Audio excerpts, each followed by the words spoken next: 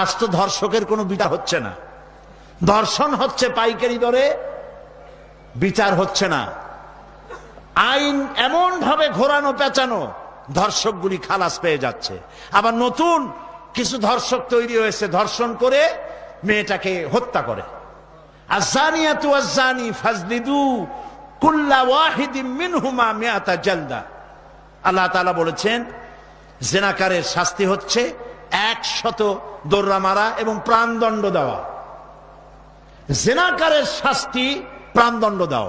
জিনা করেছে প্রমাণিত হয়েছে, অবিবাহিতা যদি হয় দোররা মারো, আর যদি বিবাহিতা হয় পাথর মারিয়া উড়ায় দাও।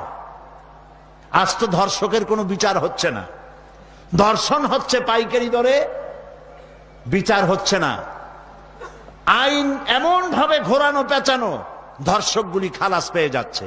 আবার নতুন কিছু ধর্ষক তৈরি হয়েছে, ধর্ষণ করে মেয়েটাকে হত্যা করে। নাউজুবিল্লাহ, বলেন নাউজুবিল্লাহ। এগুলো মানুষ না, এগুলো জানোয়ার। মনে রেখো, তুমি যার মেয়ে, যা কারো মেয়ে অথবা কারো বোন অথবা কারো বউকে যদি এইভাবে বেইজ্জত করে থাকো, তোমার বউ, তোমার বোন, তোমার মেয়ে অক্ষত থাকবে না। এই ধরনের তাদের উপরেও ধর্ষণ হবে। বলেন নাউজুবিল্লাহ, বলেন নাউজুবিল্লাহ। অশ্লীলতার প্রচার প্রসার যত বেশি হবে, জেনা ব্যভিচার তত বেশি হবে, ঠিক কিনা? তারপরে ডিসেন্টিনার মাধ্যমে হাবিজাবি ছবি এগুলি দেখানো বন্ধ করতে হবে। বিবাহ সহজ করুন, অশ্লীলতা বন্ধ করুন, জেনা ব্যভিচার ধর্ষণ এমনি কমে যাবে। আলহামদুলিল্লাহ বলে।